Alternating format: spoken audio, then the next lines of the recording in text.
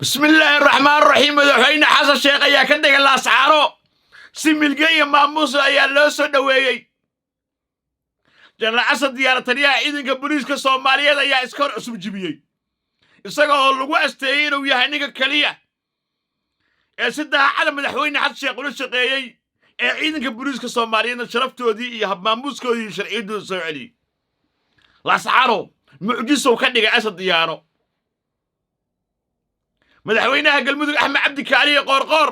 ayaa isagana ku biiray oo tagay halka Saciid Cabdullaahi Dani madaxweynaha Puntland ayaa salka dhulka loogu dhiftay taliyaha ciidanka militariga ama ciidanka mataqaana qalabka sida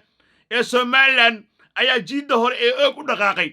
isagoo baawur fara badan wata ma laga yaabaa inta dagaal dhaco in sida Faysal Cabdi Bootaal soo qabto taliyaha Soomaaliland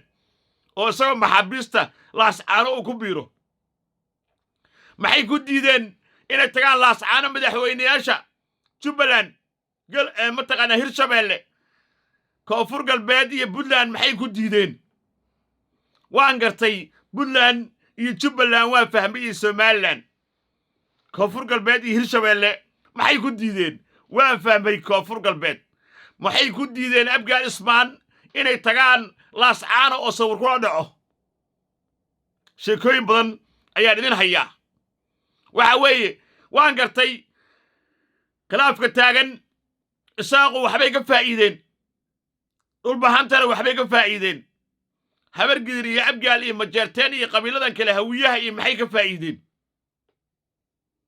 waxay ka faa'iideen baan ku sheegayaa Soomaaliland dhaqaaqyada socda waxay ka faa'iideen in Israa'iil ay garab xoogan ka helayaan waa kow dadkooda kala qaybsanay oo u midooba waa labo imaaraadka carabta oo laga yaabo inuu ku dhawaaqo inuu aqoonsado waa saddex dhulbahante maamul goboleed aan loo ogolayn ayay meel cidla ka heleen waxaa su'aashu tahay maxaa dhici doona aan saadaaliye maxay uga duwan yihiin madaxweyne xasan sheekh hadda waa la isku danaysanayaa soo maaha madaxweyne xasan iyo dowladdu waxay rabaan inay ku cabsi gujibiyaan Puntland ku cabsi geliyaan Somalilandta qabqab iyo mataqaan dhulus ay sameeyaan laakiin bari ka maalin dhulbahanta dhaqaano inkastoo niman landheeriyaal ay yihiin maxay sameey doonaan hadalkayga la duubaya maanta waa 16 Janaayo sanadka waa 2026 dhulbahante gacanta la siiyay ay dawladda federaalka siisay hiilka ay hawiyaha u hiilinayaan habar gidirta ku siyaacayso ee aan kala harin ee u hiilinayso gacanta ay siiyaan dhulbahanta dib bay ugu baaxi doonaan hadalkaas ay qoraysaa faqashiniga meesha jooga lagu gumaad doona hubka maanta warsangiliga daaladka lagu weerari doonaa majeerteenkaas lagu bashuuqsan doonaa habar gidirna waa lagu soo weerari doonaa hubka maanta la sii dadka qaar baa waxay u maleeyaan in isaaq kaliya ay aad doonaan laakiin isaaq kaliya ma dhulbaanta ka aqaana hadalkaas ay qoraysiin gacanta maanta la siiyay dib bay ugu dharbaaxi doonaa habar gidir ama faqashada la deganaado ama mataqaana ilaahay kuma samadide kuwa kala ha ahaadeen habar gidirta kale waayahay gudoomiye gobolka Banaadir iyo madaxweynaha Hirshabeelle oo Abgaal Ismaara waa diiday inay tagaan madaxweynaha Koonfur Galbeed waa diiday inay tago inuu tago waa diiday waaya su'aal kalaan qaba marka ma idin la tahay in isaaq inta la gumaado oo la laayo dhulkooda la qabsan karo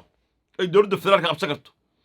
ma idin la tahay isaaq inta la gumaado in ay qabsan karaan nimanka dhulbahantaha inay qabsan karaan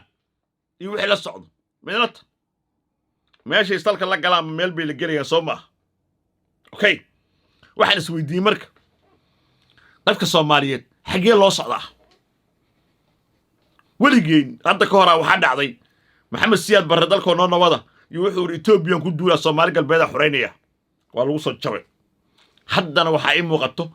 sida qeyr Japaanka ah loo wado hawsha loo karkarinayo in lagu jibi doono sababtoo ah marka qorshe la samaynayo istiraatiijiyad buu leeyahay qaab loo wajaho leeyahay nidaam laga shaqeeyo leeyahay hadda waxa muuqata wax kasto emotional way ma isaaqa laga wada taan kara haddii xukuumadda Soomaaliland ay qalad gashay ama dawladda mataqaana isku dhaceen waxay ahayd qaab sirdoon iyo qaab diblomaasiyad inta loo wajaho dadka in laga kala furo odayaasha dhaqanka ee saraakiisha laga kala furo nidaamkaas ay ahayd laakiin nin bilaala diri nin badda mawjada nin yidhi nin bilaala daray oo yidhi biyaha baabaha baan ka dhigi naftiisa been muxuu u sheegay isaaqa qabsanaya oo laynaya waa sheeka caruureed waxa kaloo aan daawaday janaal indha cadda adeerkay oo laascaana ka qudbaynaya oo leh jihaad baan soo doonta oraa jihaad shabeellooyinku kaa yaallaa shabeellada hoose bayiyo bakool jubbooyinka shabeellada dhexe mataqaanaa galgaduud ceelbuur bay joogaan qawaarij shabaab halkaas jihaad yaalla qofka hawiyaha ah ee inta xamar ka taga doolaal dheeri iyo mudug ka taga ee tagaya laascaano waa iska qofska doqona laakiin arrin kalaan ka hadlayaa dadka soomaaliyeed waxay ku dhammaadeen qarax shabaab dhalin soomaaliyeed iyagoo shabaab halalaayay dhalin soomaaliyeed tahriib bay ku dhammaadeen dhalin soomaaliyeed qabiil iyagoo isdilayay ku dhammaadeen okay intaasoo dhan waa fahmi haddana weli 2026 ma dagaal cusub ayaa loo haliilayaa oo waxaa leeyahay isaaqay daaroodka iyo hawiyuhuba ha sii laayaano caqliga ma taasa oo waxaas waxay yuhuuddi israa'iil soo maaha oo waxaas waxay gaala rabaa soo maaha in la islaayo dhulka barwaaqa fadhida shidaal baa ka buuxo wax walbaa yaalla macdan baa ku jirta yuruniyi baa ku jirto in laga faa'iidaystaa dowgu yahay ee qore iyo qabqab iyo ismumuujin iyo baqbaq iyo ismahadin iyo sawir soo gelis dalka iyo dadka soomaaliyeed laguma dhaqi karo waana idin sheegaa majeerteenna way issoo aabuli doonaan